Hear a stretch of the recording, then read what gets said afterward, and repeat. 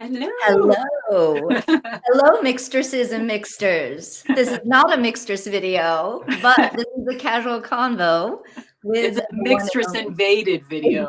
only, with the one and only Mixtress Rae. Hello. Hello. How are you? Good. Thank you so much for coming on. This is going to be a lot of fun. Thanks for having me. You're welcome. So, for anybody who doesn't know who Mixtress Rae is, you want to give us a little bit of an introduction as to who you are? Well, I do the tarots on the YouTube, and my channel name is just Mixtress Rae. I don't know. I have a Buffy podcast. I have a radio show. I have a Patreon. I do many things. Yes, and you also do tarot readings and such. Yes, yes. Awesome. So I'll put your link tree to all of the different platforms in the description box below. So please check it out when you get a chance. And of course, like and subscribe to Mixtress's channel. All right. Are you ready for the icebreaker round? First and favorites. Yes. Okay. I took notes. Oh, yeah. I have to take notes on my own life. I'm ready. I love a girl who's prepared. Okay, here we go. The first deck you bought for yourself.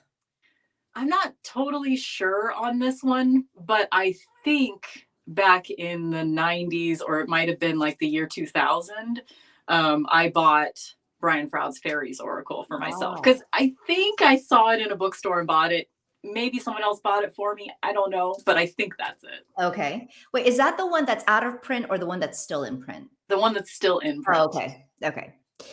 Have you ever been interested in getting one that's out of print by Brian Froud? I forget what that's called. It's The Heart of Fairy, Oh, The Heart I of think.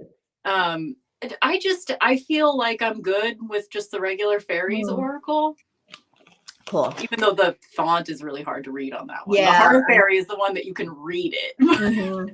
But, it's a pretty great little Oracle deck, actually. Well, I mean, I've been low-key tempted, not gonna lie, like the Hidden Realm Tarot and the Fairies Oracle. I've been tempted. I have. But I've resisted because I don't know. I don't know. Gotta think about it. I feel like you have to like the art on that one, though. And I do. You do? Okay. Yeah, I really do actually like the art. I just wasn't sure how I would get along with the titles. So, yeah, I don't know. And then, me and Oracle, we have a complicated relationship. So, well, if you ever want to borrow it, I can send it to you. Why, thank you. All right. Maybe I'll take you up on that. Okay. First deck that you remember passing on. So I think that would be, God, no one's going to know about this one, but H.R. Giger, the artist who did like the Alien franchise, he did all the art in those movies.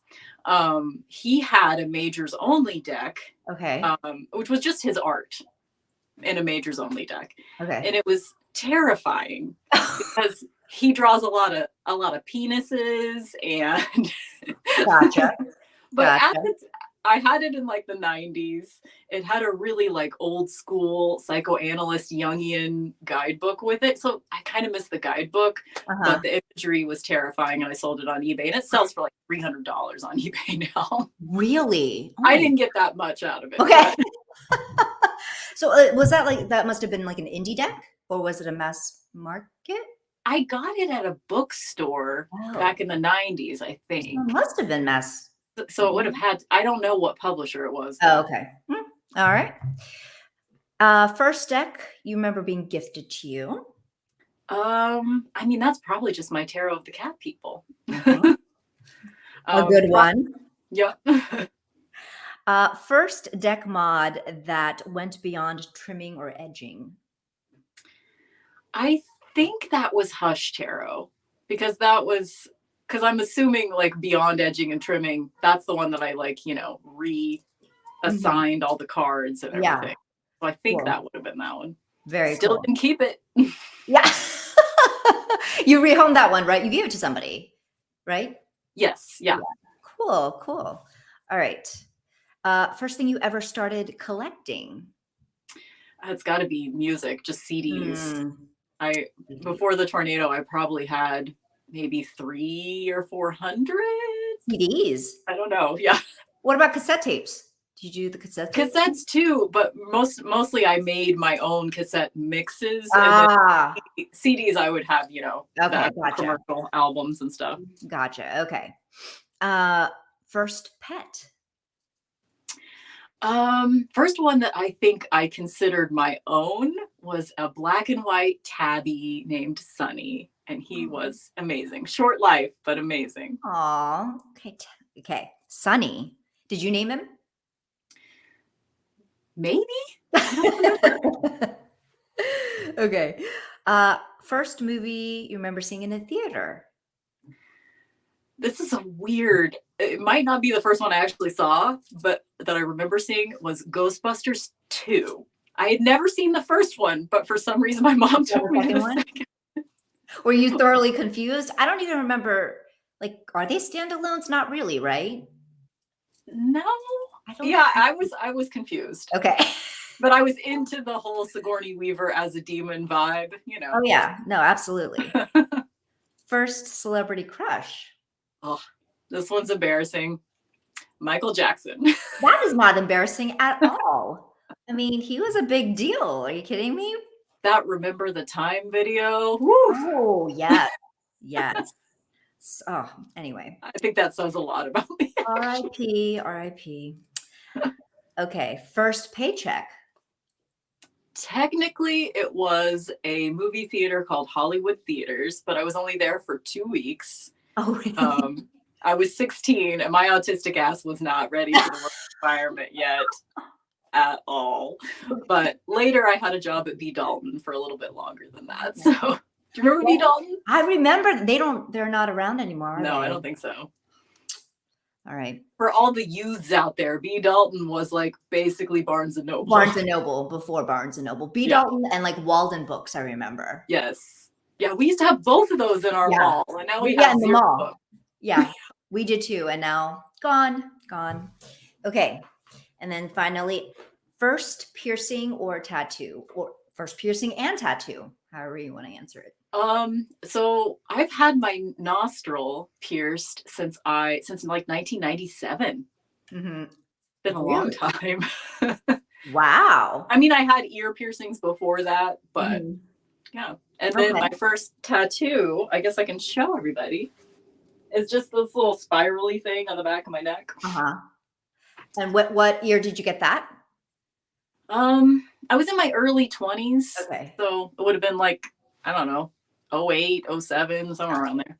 And your mom seemed to be pretty chill about body modifications. Yeah. My dad was horrified. My parents didn't even know about I tried to hide that for like the longest time. Did they still not know you have tattoos? Oh, now they do. Absolutely, they do. Yeah. But like, I just, the first one was a lower back, so I could keep it covered. It was not a problem. And then I mean, though this was in college, and then I got to a certain age where it's like, well, they accidentally saw it first of all, and then it's just kind of like, well, what are you gonna do? It's permanent, and also I'm an adult. So yeah, what do you do? And also I'm still terrified of your reaction. So like the other ones I would just hide I would just try to hide them all as long as possible. Yeah, I still do that with my grandma, because my grandma's reaction to my first tattoo was, "Oh, honey, that's real." And I'm like, "I'm sorry. I'm so sorry. I disappointed you." Well, at least you didn't like go into a rage or anything. Yeah, that's true. That's true. That's cool. Just disappointment. Yeah, I'm not mad. I'm just disappointed. That was my mom. I expected her to be really pissed, but she was just like, "Why?" But like, why? It's almost worse. That's almost worse. Yeah, I'm just like, I was like, well, you got your eyes tattooed. Like she has makeup. Like the eyeliner? Mm-hmm, the eyeliner and like the brow liner. That was it's very common and popular to do in Korea. So I'm like, what's the difference? You got makeup tattooed on your face. Yeah. That's more hardcore than a back tattoo. So that is pretty cool. She never has to do her makeup. I love it. Yeah. And she's like, that's not the same thing. I'm like, I don't know. We all do it for the same reasons, right? To Yeah. like enhance how we feel about our body Yep. in the world. And I have to say that is like I don't think I could tattoo my eyes like that or just my face. I feel like that would be so easy to mess up, right? Because Yeah, if you I switch feel. or something, they're gonna. Oh my gosh. I mean, and it's just like so close to the, I don't Yeah. know, like people coming near my eyes, like that's Mm-mm. just no. Mm-mm.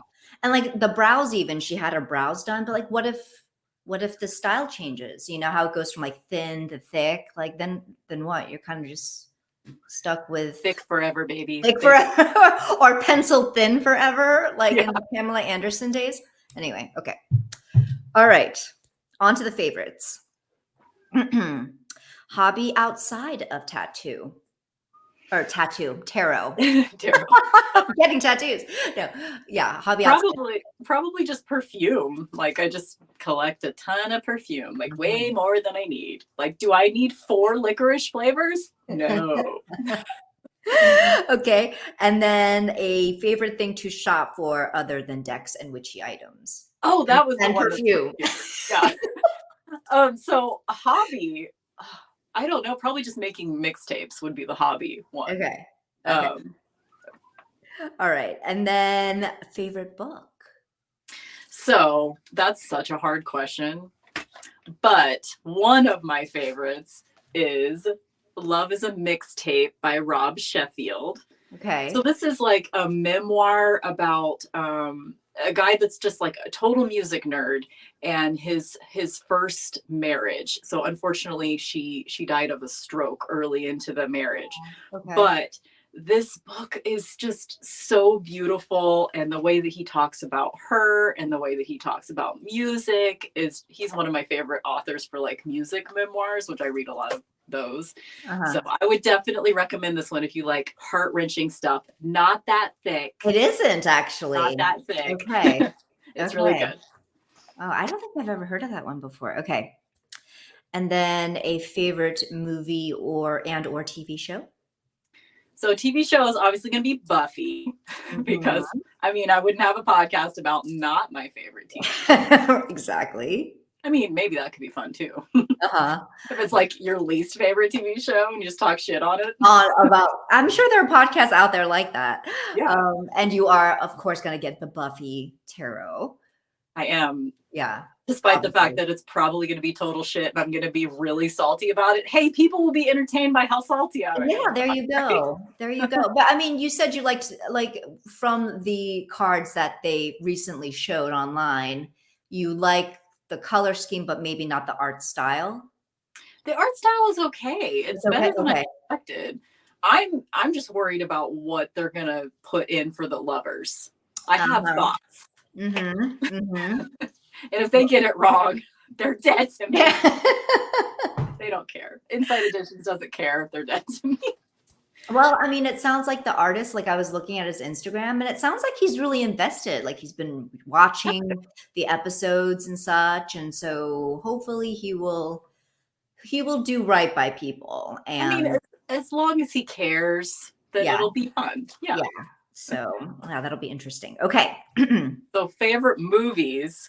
So my real favorite is probably just The Matrix. It's just it's always my favorite. But I wanted to showcase a couple of others that I think are underappreciated. Just in case anybody's interested. If you are looking for a campy zombie movie with heart from the 90s, Return of the Living Dead 3.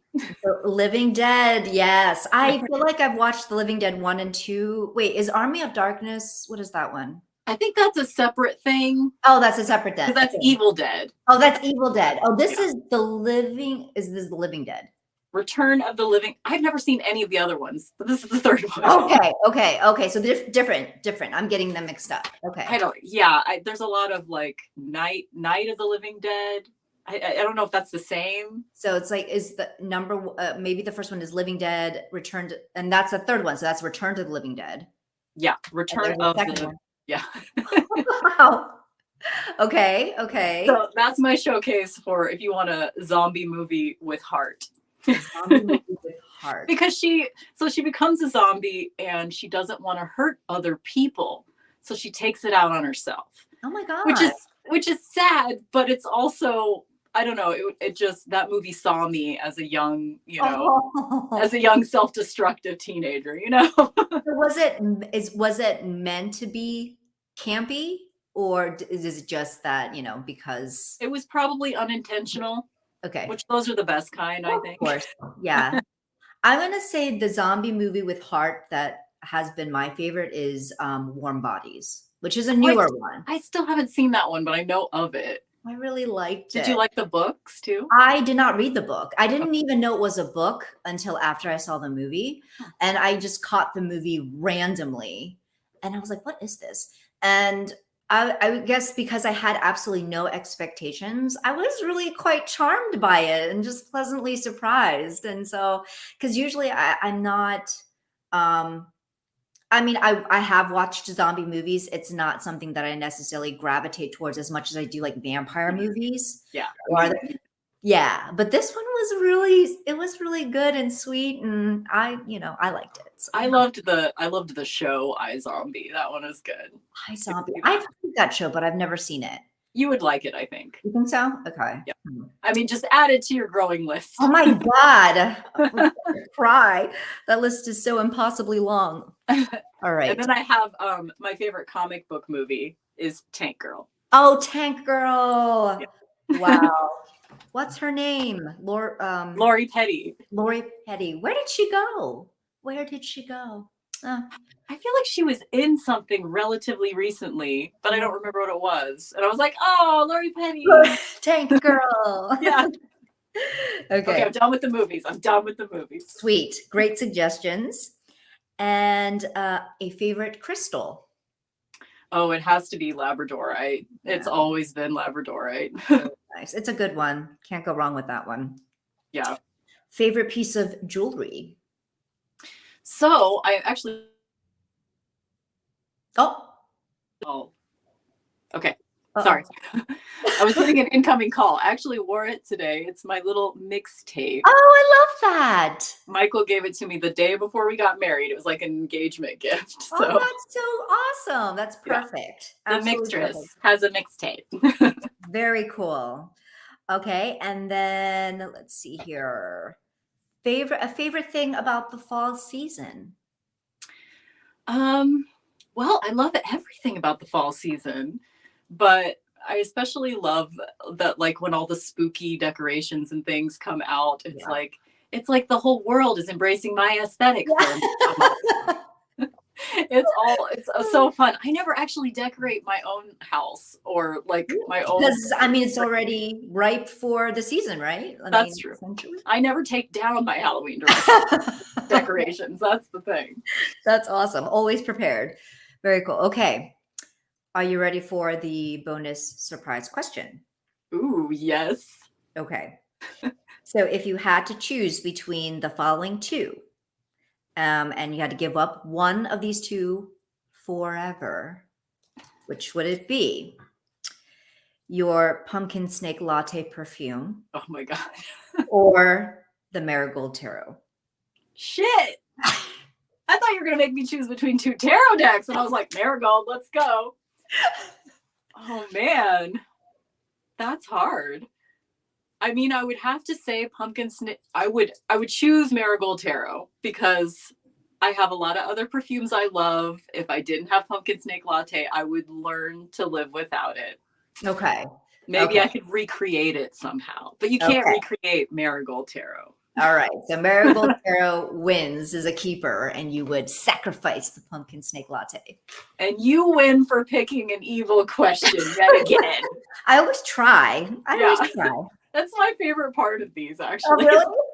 Just watching people go, what? You're going to make me choose? It gets harder and harder.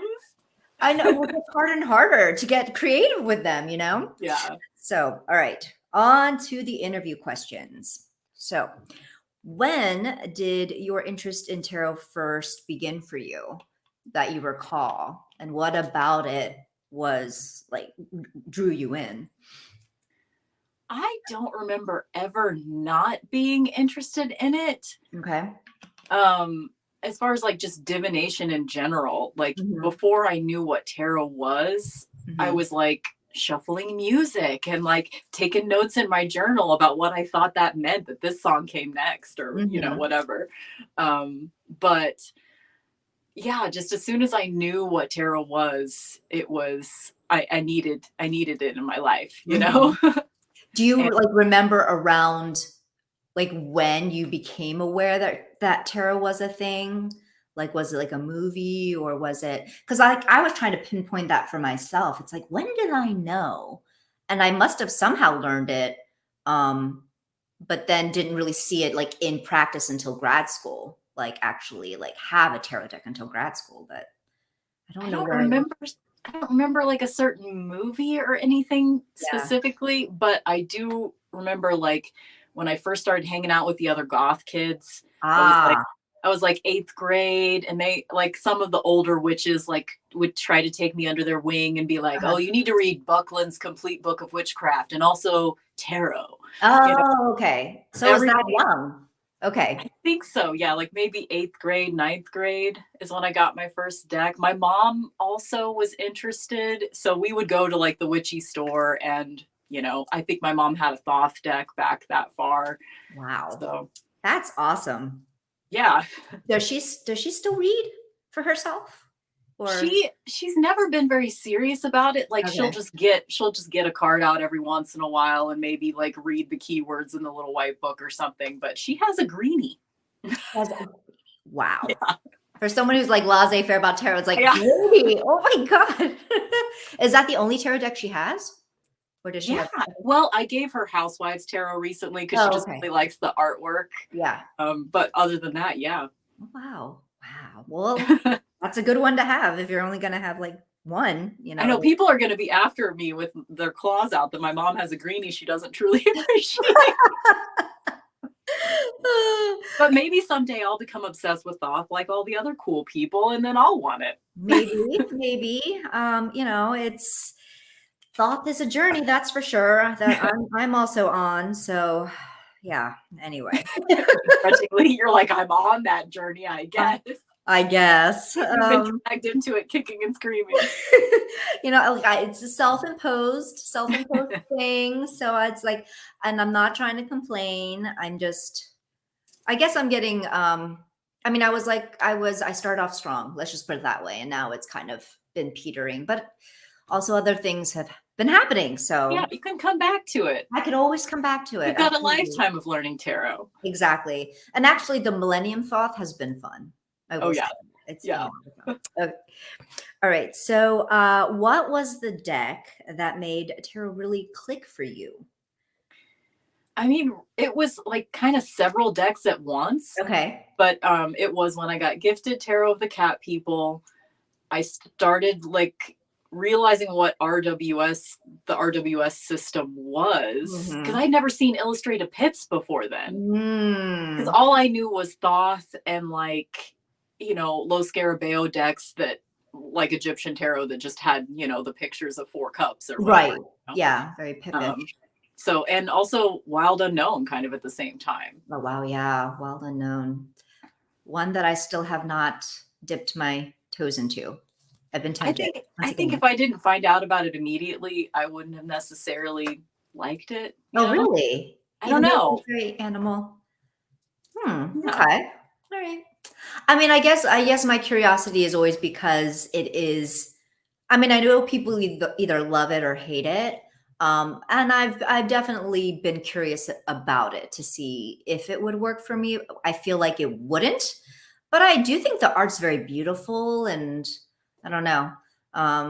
It's one of those things where you see other people who really love it, and that makes you kind of want to try it for yourself. Yeah. But We ultimately, cast we cast spells on each other, yes, whether we we do. like or don't like Yeah, things. it's so true. All right. And then what's your go-to slash preferred tarot system and why? I mean, it would just have to be RWS because before I saw the illustrated pips, I was just like I felt like I was in the dark. Like I had to Mhm. look up the images or had to look up the meanings every single Yeah. time before I started realizing, oh, with this, I mean, anybody can pick up RWS and read it immediately. I Mhm. feel like because Mhm. it's right there. Yeah. Yeah. Do you like incorporate aspects of numerology into your readings? Like, or not, is it not so much? You kind of I stick to. I don't know enough about numerology. I Mhm. mean, it's all just made up for me, just like how Mhm. I feel about the number 9 or Yeah. how I feel Mhm. about which I mean, I guess it's all just made up anyway, so it's fine. Yeah, But pretty much. But yeah, yeah, okay, so you have your own numerological associations and systems, so that's kind of cool.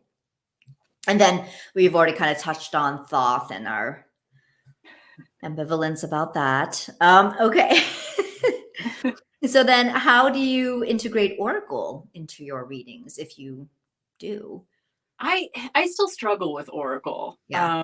But like if I'm reading for someone else, I do use more Oracle because it's good to have that sort of just like keyword to clarify and sort of sum up what's going on. Mhm. It's like a quick hit to like bring everything together. But Gotcha.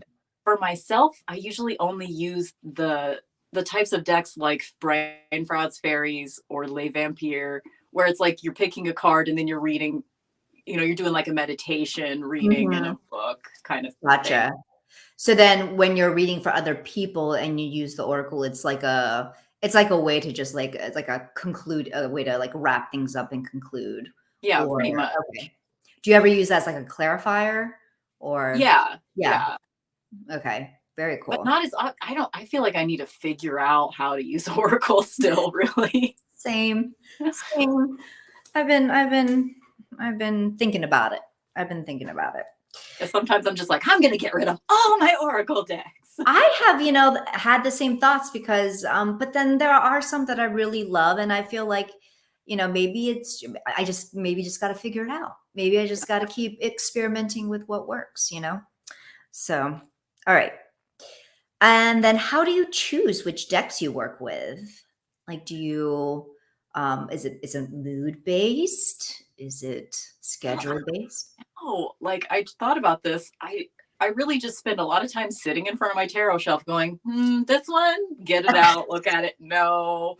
It's very like I guess intuitive. And yeah, Okay. it's very emotional. It's like either absolutely not, fuck no, Uh-huh. or yes, this one. Yeah. I have to like get it out and feel it. It's almost Yeah. like I have to start doing a reading before I know if I want that fucking deck in my Wow. hands or not. Interesting. Very interesting. And It's exciting. then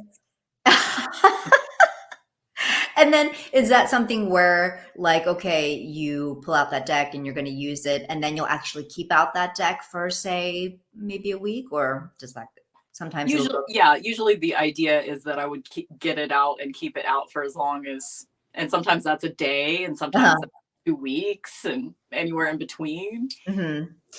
And then when you get new decks, or there's a right away, like must use this right away when you get a new Pretty deck. much, Yeah. yeah. I think that's for a lot of people too.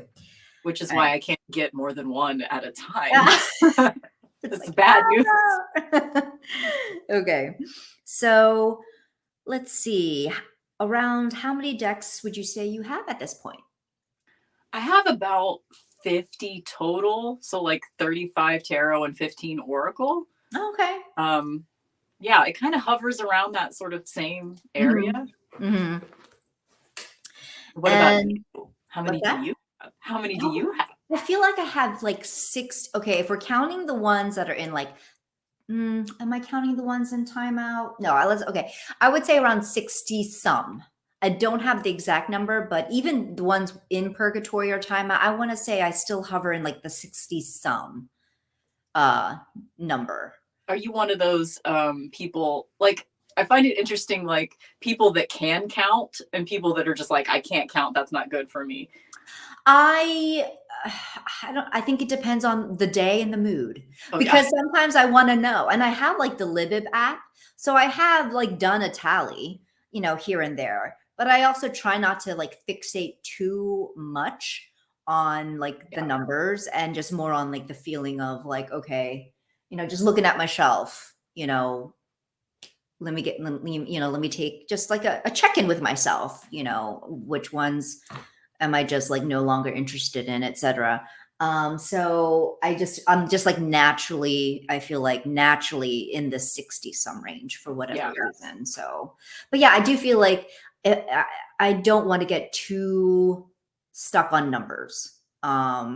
So because I am the type that would get stuck on little like minutia like that and give myself these arbitrary rules about. So I definitely don't want to do that. But I did that. I think it was like 2020. I told myself 2020, only 20 decks. And it's like, that's no. Like I told myself I could not exceed 20. Obviously. Wow. That's conservative. Like I've done the one, okay, when I buy a deck, like if one comes in, one has to go out, that kind of thing. But then I'm just like, well, I don't want to get rid of a deck just to get rid of a deck. I don't want to do that either. So, but I feel like I'm in like a good place for right now as it is. I'm like in a good place and just, yeah. And it helps to like give yourself more storage and space options too. Like once I got a shelf, I was like, okay, I'm all right. Exactly. No, same. And just like I said, like putting certain ones away, like categorizing them, right? So it's putting certain ones in one drawer, knowing what's there, and then, not necessarily having to see them all. Yeah, take them all in at once. Yeah. Yeah. So for me, I feel like that's been good. That's been good. And also, I do have decks that I know I'm going to keep that I will rarely, if ever, use maybe. And that's okay, so and I just don't think about, I just don't count them, so that's a good idea. Like, cause I have things like UFO tarot, which I just think is cute, but I'm gonna get it out like once a year, maybe. Yeah, maybe that one doesn't count. Exactly. I just don't count them. Like I do definitely have like a deck or two here or there where it was a gift, from someone, and for whatever reason, like I don't know, it's sentimental, and so even though it doesn't work for me as a deck, I don't mind keeping it, and just kind of having it, and it's tucked away, and it's fine. It's absolutely fine. So, soul deck. Do you have one? Well, it's Marigold. But I think I have a few soulmates. Yeah, yeah. I think Tarot of the Cat People is. I'm starting to feel like Halloween Tarot maybe is in that group. Yes, because you recently got the version that has the good cardstock. I specifically sought out a vintage Halloween Tarot, but oh my gosh. If they sold that deck in that cardstock, I would consider getting that deck again. I would perhaps consider it because, that cardstock is difficult. Yeah, difficult. It's like a deal breaker for me at this point. That new games cardstock. Yeah. Like nope. Very cool. Okay. And then, what recent deck are you currently using or in love with? That's actually also Halloween Tarot. Woohoo!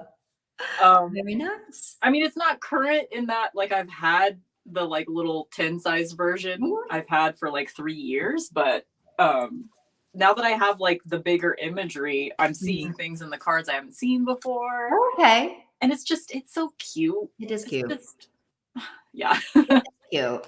Have you dug into like the larger book yet, or? Yeah, a little bit, just kind of like with daily card pulls. And it's pretty nice. It's like it's a little bit descriptive, like it's not too much information, but it's kind enough. Cool. Yeah. Awesome.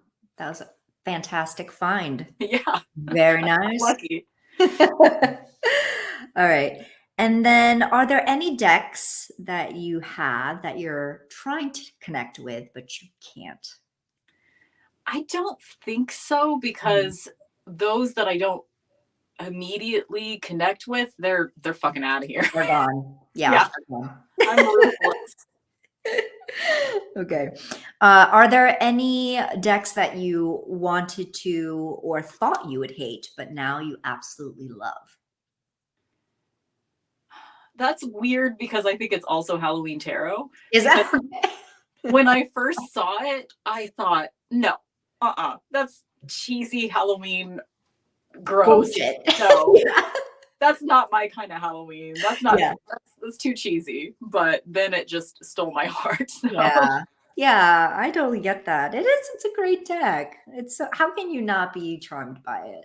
You yeah. know? Yeah, it's very The cute. bats are swords, you The know? best, of course, and you've got the little black cat in every single card. Yes, which I is just just adorable. That is my favorite. That was my favorite part, hands down, about that deck. That the little cat was always there. So, all right. And then let's see. So for those who might not know, you have actually created an Oracle deck that is available on NPC, and it is called the Magic and Medicine of Plants Oracle. Beautiful. And I will leave the link to the NPC in the description box below. So tell us about, the inspiration behind this deck. I mean, it's kind of like a pretty typical story that people would have, which was just I was looking for a plant deck. I specifically wanted something that had, sort of like the vintage drawings, like the old drawings that you would have in old books from the early 1900s or the 1800s. Mhm. And I found like that Botanical Inspirations deck. Do you remember that one? It it If I saw it, I would probably know, right? but it had these awful backs that just had the name on the backs, that kind of thing. Oh, yeah. And Yeah. I got it, but I didn't really like it. So I was just like, you know what? I'm gonna make my own. I got this Magic and Medicine of Plants book. It's a Reader's Digest book. Mhm. And I just started cutting images right out of the book. And That's then amazing. And the yeah. rest is history. And you also took, like, for the titles, like the keywords and phrases, and you made those up? I can't remember. You just kind of Well, some of the ones, like the ones on the cards that are in quotes, are quotes Mhm. from the book. From the actual, okay, yeah, yeah. But yeah, I tried to read the description of, because in the book they have like the magical uses and the medicinal uses Yeah. historically for each plant. So Mhm. yeah, I tried to kind of take the meanings from the book plus what I knew about the plants, which isn't much, Mhm. and make it myself. Yeah. Yeah, And I use and my you typewriter. I have a I was typewriter. gonna say, yeah, that's what I Yeah. loved about it too. It's got that like typewriter feel to it, and it does feel very like handmade. It's not digital collage. You actually handmade Used that good deck. old Elmer school glue. Mhm, mhm. So did you, like, while you were making it, like, what was your favorite part? Was it the actual hands-on experience, or it's just a fun? Is this your first deck that you ever made? Yeah, I made Yeah. it actually. I think it was in 2019. So it was Mm, when I first started really learning tarot for mhm, real. mhm. Um, but I think my favorite part was when you helped me format it because Aw.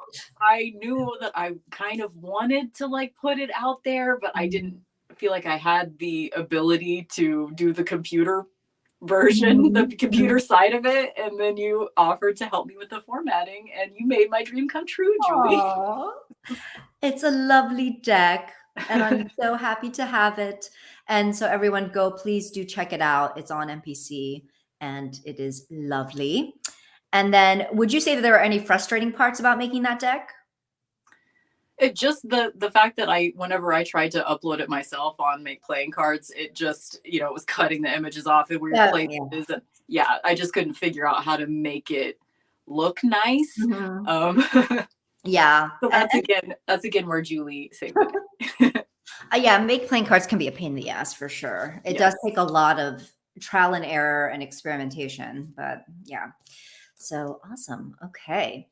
And then, what would you say that your advice would be for, tarot readers, tarot tubers, because have had a channel you've had a channel for longer. It didn't become a tarot channel until what was it, 2019. 2019? Yeah. Okay, but before that was like an ASMR channel or something like that, correct? Hmm. So, and so you made the transition, and like, do you have any advice for just in general, like tarot readers or tarot tubers, based on your experiences? As far as like advice for like especially beginning tarot people that are just interested in tarot, like as long as you're not hurting anybody, don't let anybody tell you you're doing it wrong. Hmm. Just Yes. however you need to do it, do it. You're not doing it wrong. Yes.